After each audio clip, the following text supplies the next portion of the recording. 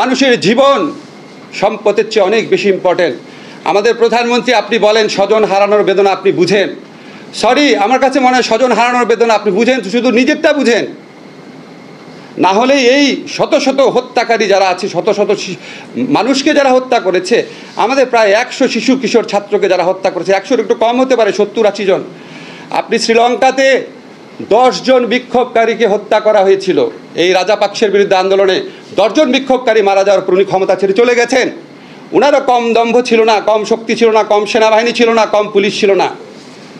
আজকে 10 জন শুধু শিশু কিশোর মারা গেছে, শিশু মারা গেছে, শিশু 9 জন আর 10 জন তো একই। এই 10 জনের প্রায় কমপক্ষে 267 জন মানুষ মারা গেছে। আপনার পদত্যাগের দাবিতে যে সারা বাংলাদেশের মানুষ গণ আন্দোলন করছে না, এটাই তো আপনার সৌভাগ্য। সেদিকে আমাদেরকে ধাবিত করেন না, হত্যাকারীর বিচার করেন, গণরুম কেন্দ্রিক টর্চার সেলের অবসান ঘটান, বিশ্ববিদ্যালয় সত্যিকারের অভিভাবক দায়িত্ব পালন করতে পারে, নীল দলেও ভালো শিক্ষক আছে, ভালো মানুষ আছে, তাদেরকে উপাচার্য নিয়োগ দেন। আজকে যে সমস্ত মন্ত্রীদের কথা বলা হয়েছে, আমরা দম্ভ দেখেছি, গুলি বর্ষণের কথা পর্যন্ত শুনেছি।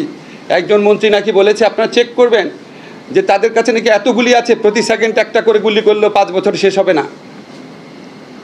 এদেরকে আপনি বিচার না করতে পারেন, এদেরকে মন্ত্রিসভা থেকে বাদ দেন, মানুষের বুকের ক্ষত দূর করেন, ক্রোধ দূর করেন, সব ঠিক হয়ে যাবে। মানুষকে আরও উত্তেজিত করে, মানুষকে আরও ক্ষত বাড়িয়ে আপনারা কিভাবে চান যে সব কিছু সবাই ভুলে যাবে?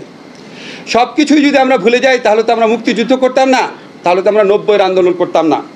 আমি একটু লিগাল ইস্যুতে কথা বলি। আজকে আপনারা দেখেছেন ডাকসুর একজন নির্বাচিত প্রতিনিধি, ভুয়া ভোটে নির্বাচিত না, ডাকসুতে ঢাকা বিশ্ববিদ্যালয়ের ছাত্রদের ভোটে নির্বাচিত সভাপতি, সাবেক সভাপতি নুরুল হক নূরকে কিভাবে টর্চার করা হয়েছে রিমান্ডে। এই ধরনের টর্চার বাংলাদেশের সংবিধানের আর্টিকেল 35-এর সুস্পষ্ট লঙ্ঘন। রিমান্ডে নুরুল হক নাহিদকে যে অত্যাচার করা হয়েছে, তার সারা গায়ে আমরা যে আঘাতের চিহ্ন দেখেছি, এগুলি সংবিধানের সুস্পষ্ট লঙ্ঘন। আজকে রিমান্ডে নূরকে এইভাবে মারার পর আবার রিমান্ড দেয় আদালত। এটা কোন আদালত? আমি আইনের শিক্ষক, এটা কোন আদালত? সুপ্রিম কোর্টের কাছে আমার আহ্বান, প্রধান বিচারপতি আপনার কাছে আমার আহ্বান, এই যে সুপ্রিম কোর্টের নির্দেশনা রয়েছে রিমান্ডের ক্ষেত্রে, এই নির্দেশনা লঙ্ঘন করে নিম্ন আদালত কিভাবে আবার তাদেরকে রিমান্ডের আদেশ দিচ্ছে? আপনি তাদের বিরুদ্ধে ব্যবস্থা নেন। সুপ্রিম কোর্টের নির্দেশনা অমান্য করছে। যেই বিরোধী দলের ভিন্ন মতের যে মানুষই যায় তাকে রিমান্ডে দিয়ে দেয়। রিমান্ড দেওয়া কি বাংলাদেশের সাংবিধানিক আইনে পরিণত হয়েছে? রিমান্ডে দিতে হবে? নিম্ন আদালত কেন কাজ করতে পারছে না?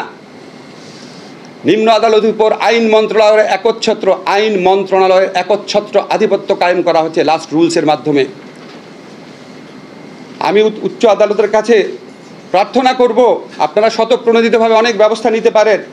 গণস্বাস্থ্য কেন্দ্র থেকে চিকিৎসাধীন অবস্থায় জোর করে কেন সমন্বয়ককে তুলে নেওয়া হয়েছে? এডিবির বিরুদ্ধে ব্যবস্থা নেন। আমরা আপনাদের দিকে তাকিয়ে থাকি, আপনারা সংবিধানের রক্ষক, আমাদের লাস্ট রিজোর্ট। আপনাদের কাছে আপিল করছি, সুস্পষ্টভাবে সংবিধানের যে লঙ্ঘন হচ্ছে, 24 ঘন্টার মধ্যে আদালতে হাজির করার কথা। ডিবি যদি নিরাপত্তার হেফাজতেও নিয়ে থাকে, আদালতে হাজির হয়ে আদালতের নির্দেশনা দেওয়ার কথা। চোখের সামনে সংবিধান লঙ্ঘন করছে, আর্টিকেল 33 লঙ্ঘন করছে, আর্টিকেল 35 লঙ্ঘন করছে, গোপনীয়তার অধিকার লঙ্ঘন করছে, চোখের সামনে করছে, দম্ভভরে করছে।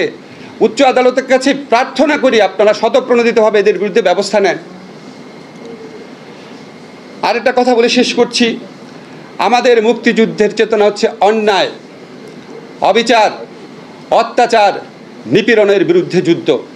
আজকে কোটা সংস্কার আন্দোলন না, এই আন্দোলনে বাংলাদেশের যত মানুষ আছে, যত ছাত্র তরুণ জনতা আছে, তারা হচ্ছে মুক্তিযুদ্ধের চেতনার প্রকৃত বাহক। যারা তাদের উপর গুলি চালাচ্ছে, যারা অপপ্রচার চাচ্ছে, নির্যাতন করছে, গণগ্রেফতার করছে, তারা হচ্ছে 2024 সনের রাজাকার, কারণ তারা গণমানুষের বিরুদ্ধে দাঁড়িয়েছে।